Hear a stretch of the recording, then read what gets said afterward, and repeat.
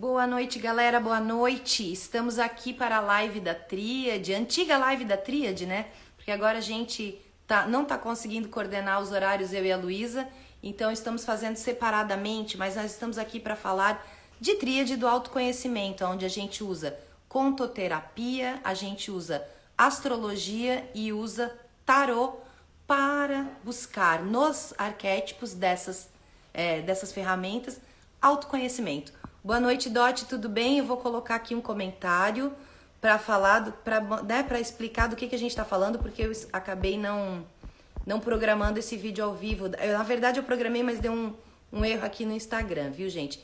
Energia de Libra, nosso signo do mês aí, que já começou, né?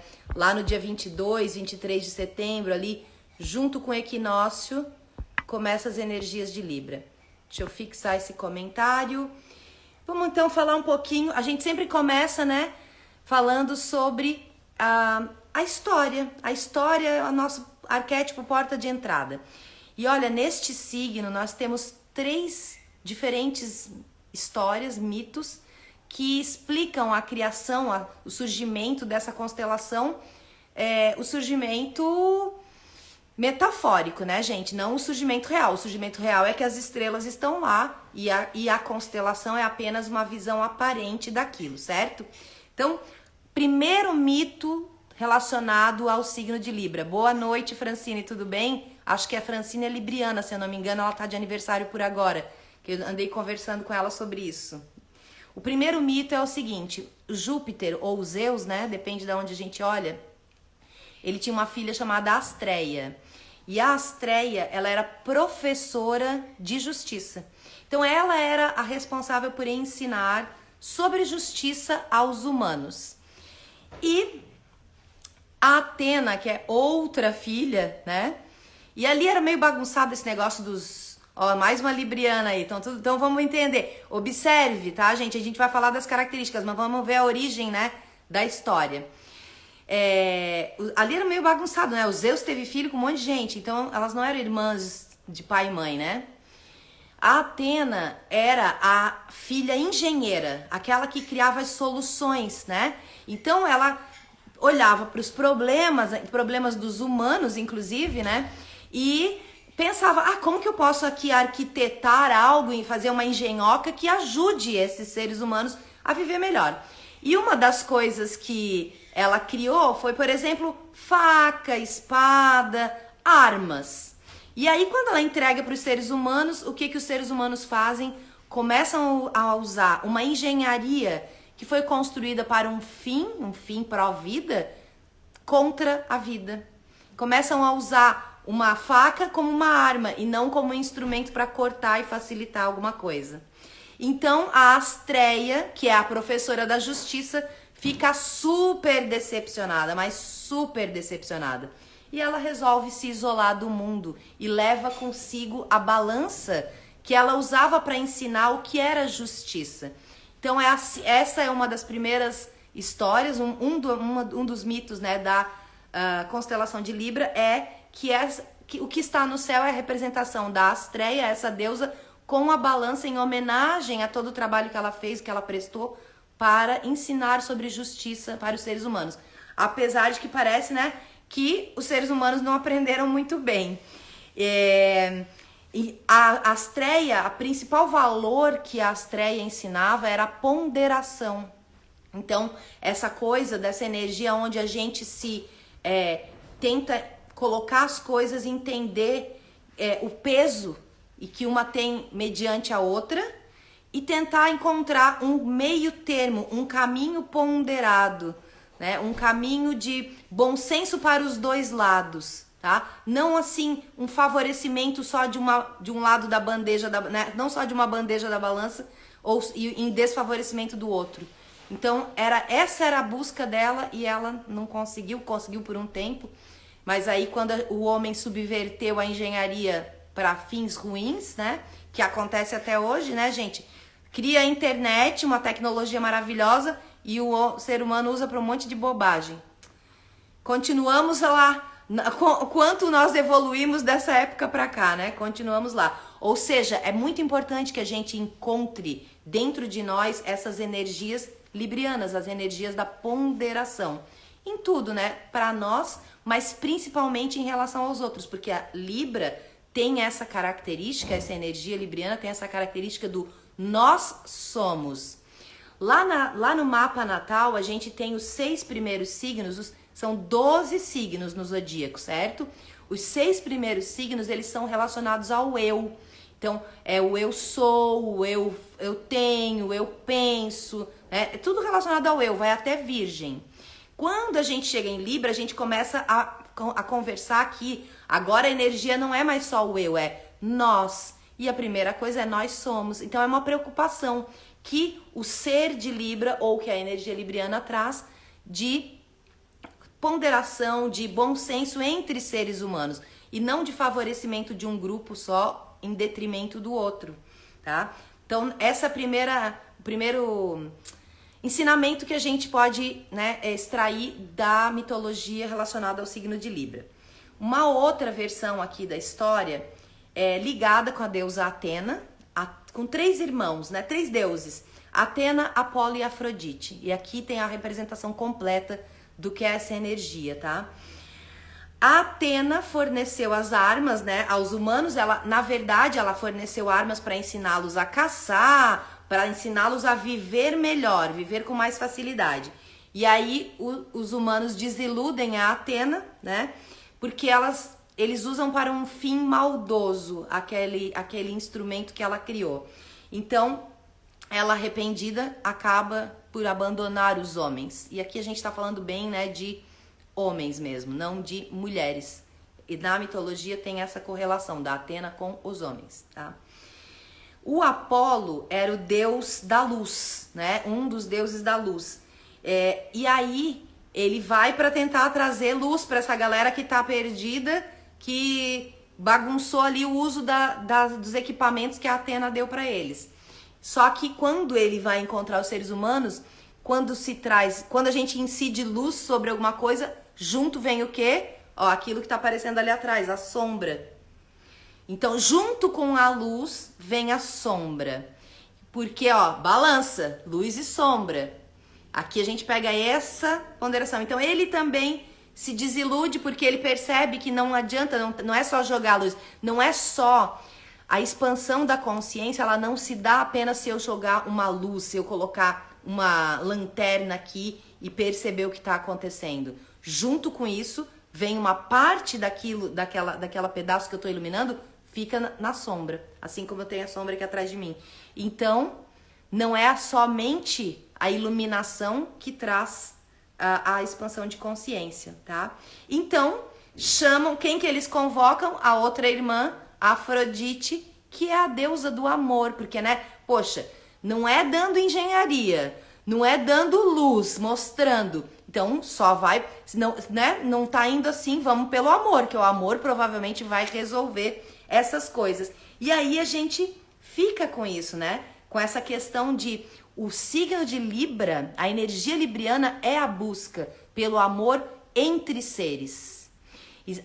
Existe uma conotação, uma ligação da Afrodite com o signo de Touro também, mas lá ela está muito mais relacionada para o arquétipo da beleza, da estética, né? E aqui ela está relacionada com o desejo que ela tinha. A Afrodite, ela é uma deusa muito injustiçada, inclusive. Tem que botar umas energias librianas sobre ela, porque ela foi transfigurada ao longo do tempo, mitologicamente falando, né? Vindo da mitologia e aí vindo para essa modernização histórica, ela foi prostituída mesmo. Ela foi transformada numa mulher sedutora e que é ambiciosa e que o objetivo dela, né, é ter alguém aos seus pés, ou todos aos seus pés. E na verdade o que a Afrodite defendia era o amor acima de tudo. O amor, como é uma música do Milton Nascimento, qualquer maneira de amar vale a pena. Esse era o lema da Afrodite. Então ela traz isso, né, para ver se atenua ali a questão, mas resolve para alguns, para outros não. Quem consegue perceber o amor, quem consegue encontrar o amor, o amor em si consegue encontrar o amor pelo outro também. Quem consegue encontrar o amor em si, quem encontra sua Afrodite, você pode ser homem ou mulher, não importa, consegue encontrar o amor pelo outro também. É isso que diz o mito. Então a busca, né, do libriano e o chamado dessa energia é para que a gente faça o quê? Para que a gente trabalhe, né, nessa ponderação. Então é um pouco de dar, um pouco de receber. Não é tentar agradar todo mundo, mas se você estiver se desagradando, não é só tentar se agradar e desagradar os outros, né? É viver aqui nessa ponderação. Isso faz com que exista um mito, né? Uma conversa errada, errônea na minha concepção de que um libriano ou a energia libriana é a da indecisão.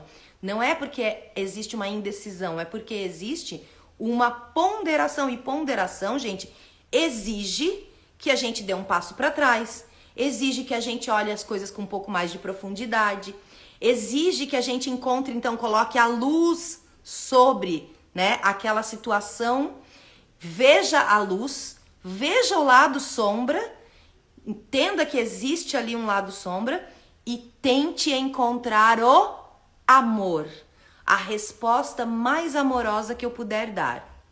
Agora, olha só, energia libriana é nós somos. Não é a resposta mais amorosa que eu vou poder dar para o outro. É a resposta mais amorosa que eu vou poder dar para nós. Eu estou inclusa nesse amor. Isso é um risco muito grave que se pode correr quando a gente tá nessa coisa de dar muita, né? Dar muito ou de focar muito, de distribuir muito, mas esquece de se incluir nesse pacote.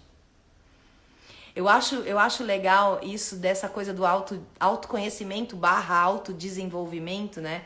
Que a gente se depara com uns tipos de constatação assim. Você faz pelas outras pessoas, pelas suas amigas, pelos seus filhos ou filhas, pais, né, mães. Você faz pelas pessoas em geral na sua vida. Você dá um tratamento para elas. Você fala palavras de amor para elas, né? Você trata com carinho. Mas e por quê, né? Porque é outro ser humano. Você pensa, gente, eu tô lidando com outro ser humano, eu tenho que ter essa postura. Mas aí, em se tratando de você, é como se você se excluísse do grupo. Você não tá dentro do grupo dos seres humanos que precisa de carinho, boas palavras, bons tratos. Percebe? Então, a tua balança fica desequilibrada. Tu fica, né, aqui embaixo, assim, aliás, o peso de todos os outros é maior e tu fica aqui em cima e tu ganha pouco daquilo que tu tá dando. Inclua-se na avaliação das situações para garantir que o seu pedaço também tá ali e não só olhar pro lado de fora. Então, falamos da história da Astreia, Atena, Apolo e Afrodite. E aí, gente, olha que curioso esse outro mito que eu sou obrigada a ler, porque eu nem conhecia essa história. Eu pesquisei ela faz pouco tempo. Não vou ler, mas eu tenho que dar uma consultada aqui. Esse mito aqui, gente, é um mito de Tirésias, tá? Aí a gente entra naquela parada lá da Hera, porque a deusa Hera, que era a esposa dos Zeus, a esposa oficial, né, dos Zeus, ela era muito defensora das tradições e ela não queria que nada fosse diferente. Quando alguma coisa desagradava, ela era implacável. Tanto que foi ela que submeteu o Hércules aos 12 trabalhos, né? Esse Tirésias, ele era um protegido dessa deusa, tá? Da deusa Hera.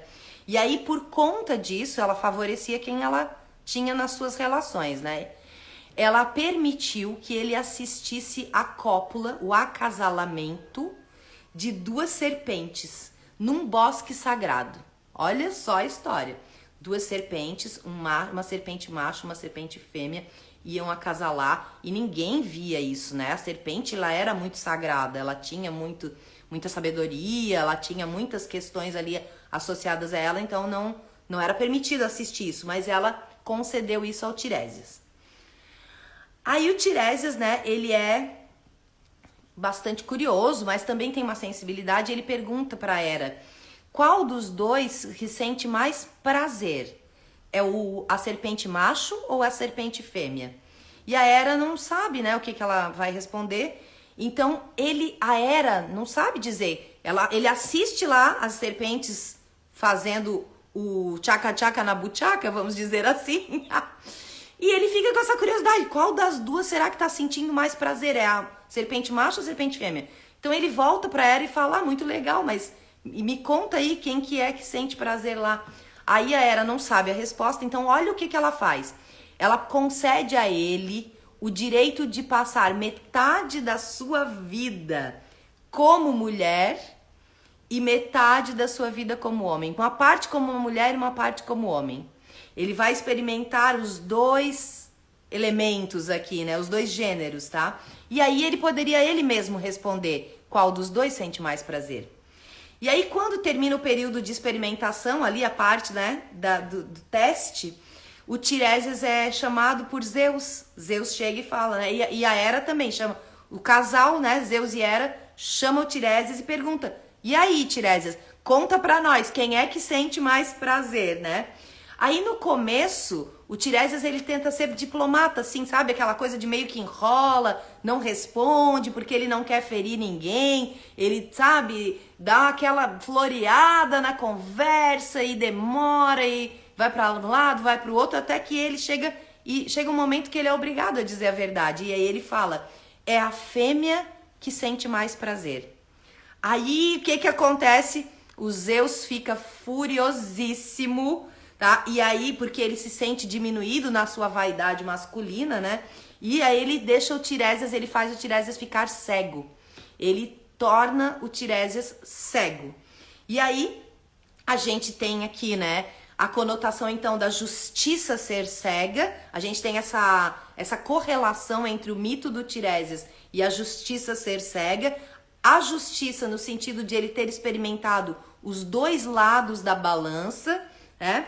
E disse também, né, na linguagem simbólica, que quem é cego para o mundo vê muito mais, tem um alcance muito maior na sua visão interior. Então, que essa visão que a justiça pede, uma visão interior, né?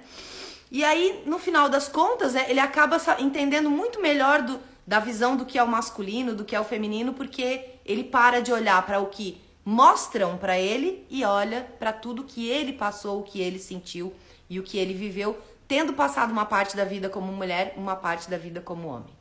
Esse, então, é um terceiro mito, né, relacionado às energias de Libra, tá? E fala, então, dessa questão, né, da justiça ter que ser cega para não favorecer por causa de uma aparência. Então, quando eu colocar, né, os pesos aqui na minha balança, eu não posso considerar a embalagem desse peso, né? Tem que ser o mais igualitário possível, o meu tratamento, o mais imparcial possível, a minha ponderação mediante aquela situação que eu tô precisando decidir algo, né? Precisando julgar, né?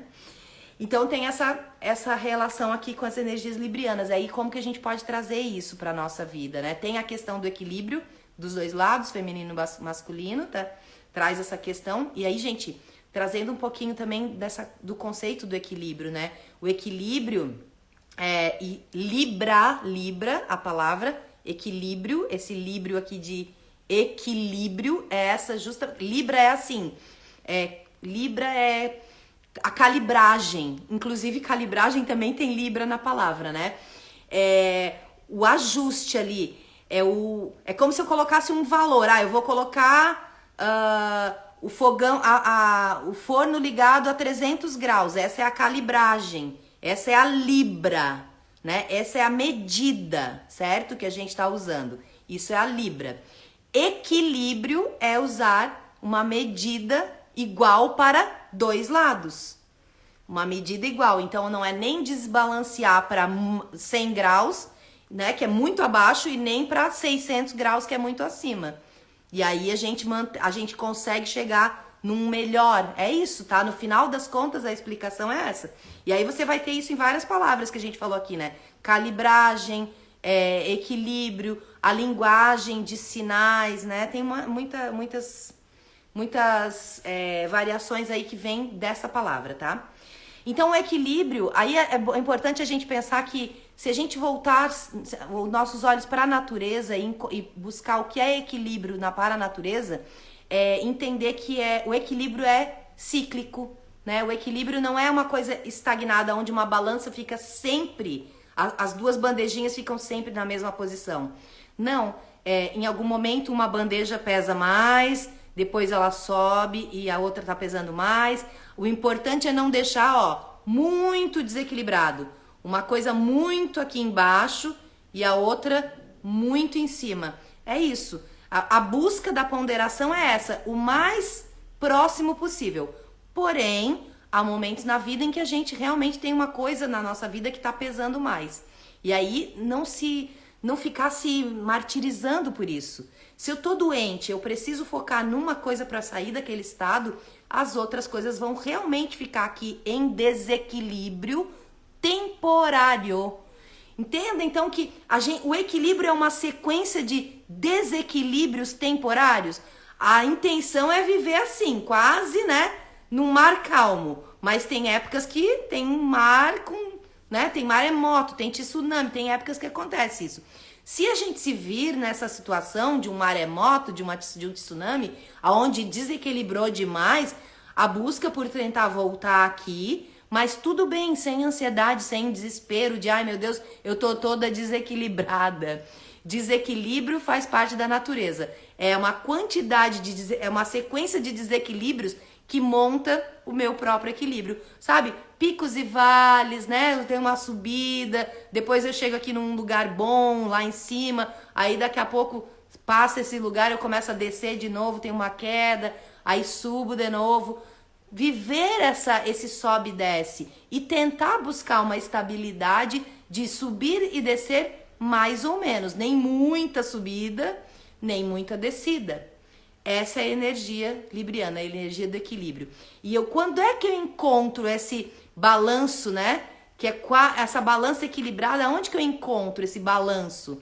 Eu encontro isso me movimentando. Eu encontro isso fazendo essa caminhada. Se eu fico parada no mesmo lugar, se eu não tomo decisão, se eu não busco uma melhoria, né? Se eu não olho para determinada coisa, e deixo ao ambiente, ao externo determinar como é aquilo na minha vida, o que acontece? Eu estou sujeita às condições climáticas. Eu estou sujeita às condições externas, ao que vier. Então, aí eu desequilibro, bem longe, aí eu caio mesmo. Agora, se eu tô sempre em movimento, hoje eu vou olhar, esse mês eu vou cuidar mais um pouco da minha saúde. Não, mês que vem vai ser as minhas finanças que eu vou olhar. No outro mês, eu vou olhar para meus relacionamentos. Não, agora, no outro mês, eu voltei de novo para a saúde. E de pouquinho em pouquinho eu vou fazendo esse movimento, eu vou sim, em desequilíbrio equilibrado. Isso é o resumo do que é a energia libriana. Como é que a energia libriana faz? Pelo amor. O amor é a fonte, né, de inspiração, é a busca de que o amor é o que motiva essa busca de ponderação. Na minha vida, então, é o amor por mim que faz com que eu queira viver uma vida com esse balanço e não com esse balanço assim, né? Não na gangorra. Ao invés de eu viver na gangorra, eu vivo como se eu estivesse num barquinho, num mar assim, não muito turbulento. Esse é o amor por si.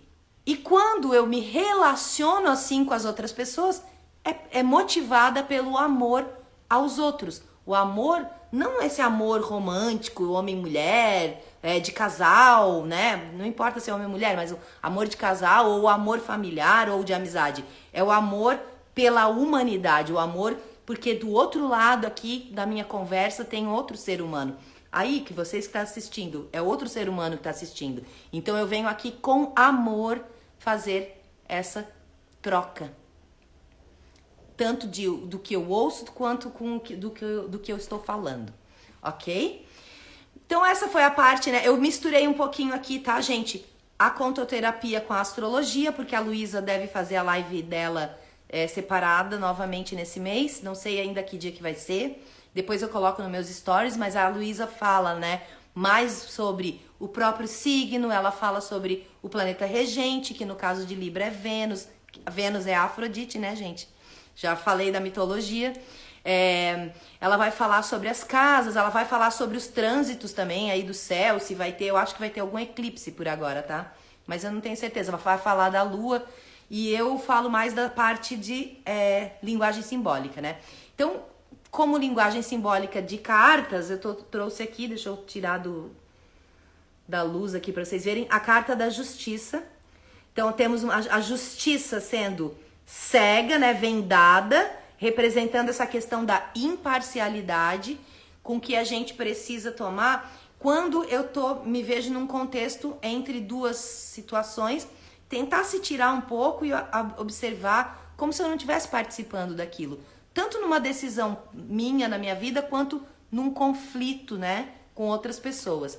Então, essa coisa de ser imparcial para poder garantir que todos os envolvidos estão sendo amados, inclusive você também, tá? Porque a tendência, né, principalmente feminina, eu faço o melhor pro outro e me deixo lá por último plano, né? A justiça imparcial. Veja que ela tá no meio de dois opostos, né? Semelhantes, mas opostos, né? Tipo, as duas são duas árvores. Uma é escura, a outra é clara. E aí, ela sem ver, ela está soprando borboletas, ela sopra borboletas pro lado da árvore escura.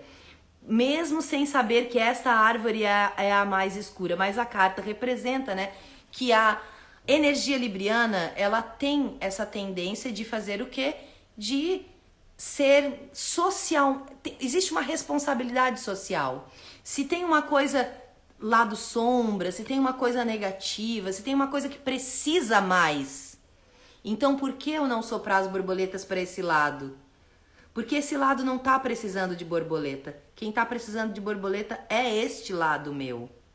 Quem tá precisando de transformação, quem tá precisando de beleza, quem tá precisando de alegria, quem tá precisando de dinheiro, quem tá precisando do que seja, é esse lado, mesmo sem, né?